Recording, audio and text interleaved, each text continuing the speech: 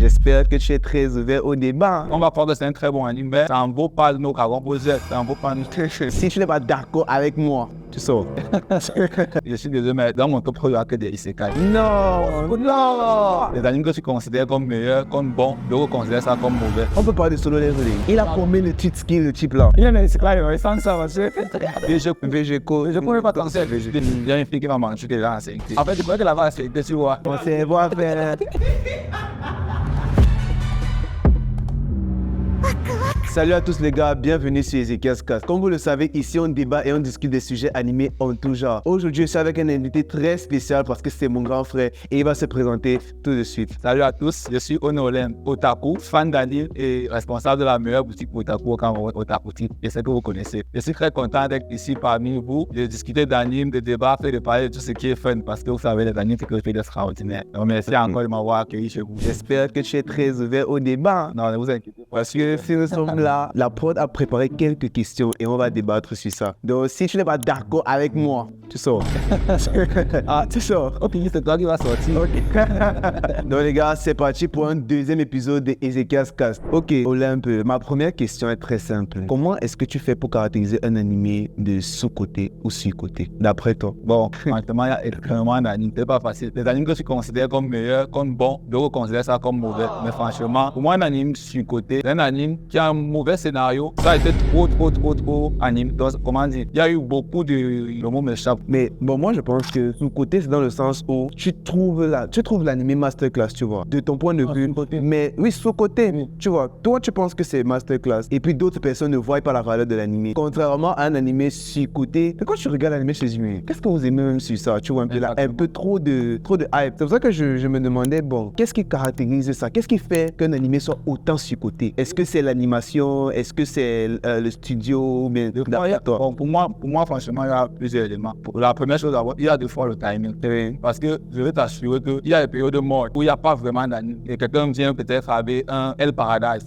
Osama Han. Oui. Si Osama Han qui sort un peu où il n'y a pas SNK, il n'y a pas de sortie de Demon Slayer, il n'y a pas de sortie de Attaque de Jujutsu Kaisen. Les gens vont beaucoup aimer. Okay. Or, à ce moment-là, on va prendre c'est un très bon anime, mais ça en vaut pas nos carons posés, ça en vaut pas nos Naruto ou bien nos Attaques. Non, on a l'habitude. Mais il faut quand même dire que Osama Rankin, c'est une masterclass quand même, hein, tu vois. Je rappelle quand même. Bon, on va faire un petit exercice, tu vois. On va faire un petit top 3 de tes mangas les plus sur-côté. Donc, c'est-à-dire qu'un manga que tu as regardé personnellement et tu ne trouves pas que la hype est justifiée. Je suis désolé, mais dans mon top 3, il n'y a que des isekai. Des isekai, franchement, les gens pensent trop sur quand il y a trop de pouvoir. On parle de 3 années, quand je m'incarne à cela. Non. Il est trop. Non, Olem, là, tu touches à ma sensibilité parce que pour moi, je me cache pas pour le dire, c'est dans mon top 3 des meilleurs animés. Je te parle pas de chef, les isekai. Le présent, non, il a trop de pouvoir, c'est pour ça que tu aimes. Comment pouvoir comment? On peut parler de solo leveling. Il a combien de titres skills, le type là? Ce n'est pas à la... C'est l'un des animés les plus sur-côtés que je connais. Hey yo, Non, what comment, the non. fuck? L'histoire est bien extraordinaire, contrairement à quand je m'encarne à cela. Parce que c'est un isekai, ils ont un monde où ils ont tous les pouvoirs possibles. Et les gens aiment ça, les gens aiment quand les héros tapent. Ce sont des bandeurs de flow comme solo leveling. Ce sont des bandeurs de flow. Mais il faut aussi comprendre que dans les isekai, il y a une certaine logique. Tu vois, moi je prends un exemple parce que c'est un animé que j'écoute l'animé, j'ai regardé. Tu vois un peu. Il est parti de rien du tout. Un petit slime qui absorbe un dragon. Non, dans la majorité des isekai, quand tu arrives, je prends un exemple. World Finest Assassin par exemple. Quand lui se réincarne, on lui donne toutes les qualités possibles pour tuer le héros de l'animé. Tu vois un peu. Donc c'est-à-dire que quand il est déjà sur côté. Pourtant, ce n'est pas la même chose que l'immune. Il absorbe les petites créatures un peu exactement. Et c'est pour ça qu'il évolue au fil du temps. Et ça devenir. Mais quand même. Comment tu peux faire ça le plus cheaté de l'univers? Après combien de temps? Non, moi je n'aime pas Isekai, non. Il y a un Isekai, mais sans ça, monsieur. Non, Isekai, c'est son côté. N'oublions pas de dire merci à notre sponsor Shikapad pour cet espace très carré avec sécurité, confort, un espace très beau pour tous vos événements, si possible à très bas prix. Shikapad est situé au terminus Oja, donc n'hésitez pas à contacter les numéros en bas pour plus d'informations. Et sur ce, je vous laisse pour la suite de la vidéo. Il n'a pas dit même. Non, tu n'as pas dit Mon cerveau a fait. Tu as parlé de la saison de publication, c'est-à-dire les périodes durant lesquelles on boit. Est-ce que les réseaux sociaux et le bouche à bouche comptent aussi? Donc peut-être tu peux publier dans une mauvaise saison, mais il y a un influenceur qui sort et il fait un truc. Est-ce que ça peut marcher? Oui, ça compte, ça compte. Franchement, les avis des influenceurs otaku comptent. Il y a des influenceurs qui sont trop suivis. Ils sont tellement suivis que quand ils disent je te passe un anime, ça peut amener même 100, 200, 500. Oui, ça augmente l'audience. Ouais, ça compte de... Mais ce qui compte beaucoup plus pour moi, pour qu'un anime devienne vraiment... Pour qu'un anime qui n'est pas bon, devienne populaire et sur-côté, généralement le timing et le marketing. Et oui, le marketing compte aussi. Ça compte beaucoup. Parce que là, comme qu'ils font souvent sur les animés, c'est une dinguerie. On t'envoie une bande d'annonces extraordinaires, tu te dis que non, tu attends tellement. Quand ça sort, tu peux, mais il n'y a même pas d'espoir, c'est juste ça. Franchement, les animés sont sur-côté de fois parce que ça vient à une période vraiment de tâche. Est-ce que tu penses que la fanbase d'un animé peut influencer le coût de sa suite? Par exemple, est-ce que tu penses que le fait que l'auteur suive, c'est qu'à la fanbase, ça influence? Si l'auteur suit, ça l'influence. On a vu ça avec JK comme eux.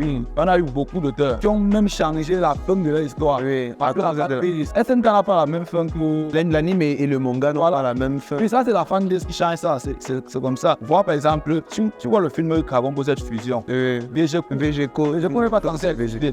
Il existe parce que ceux qui sortent au film, ils font Gogeta en premier. Maintenant, Akira Toriyama se dit non, je peux pas, dans ma série, je vais changer. C'est là qu'il crée la nouvelle fusion Végétaux. Tu vois, non? Donc, c'est beaucoup de choses influencent sur l'évolution de la popularité de l'anime. Ça sort chaque semaine. Il peut écouter l'éditeur, il peut écouter sa fanbase et il peut même lui-même, il faut même sa fanbase. Oui, non, fait comme ça. On va d'autres sur SNK, Sacha Brown. Tu vois la scène où elle part dans le village de Kony, tu tentes que la poussière, peut-être si elle est flèche là.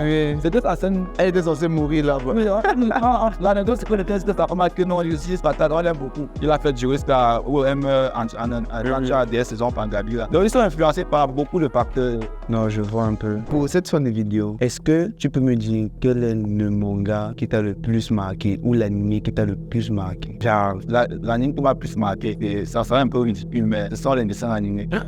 Quand j'étais en seconde comme ça, il y a une fille qui m'a menti qu'elle a insécurité. Donc elle m'a fait croire que j'avais peur. En fait, je croyais qu'elle avait insécurité, tu vois. Il avait tellement.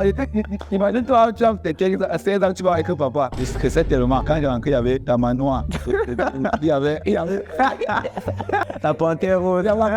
C'était pas la panthère rose de compagnie. Tu vois, non. Et il y avait Mr. Bean. Et t'as su que c'est un. Il est peu pour oublier parce que à chaque fois quand il commençait à regarder, j'oubliais l'histoire. Mais parce qu'il peut raconter. Le père passe au salon, on va sur la liste de papa. En fait, je lui avais dit que s'il y a un enfant, on va te nourrir, on va pas nourrir l'enfant. Mais ta manoir et puis rouge, franchement, ça me faisait tellement rire qu'à chaque fois que les visionnaires avaient pas panthère rouge, j'oubliais. Ce sont les dessins animés qui m'ont franchement marqué. Tu dois parler de ce qui m'a marqué à quelqu'un de ça. C'est une petite parenthèse.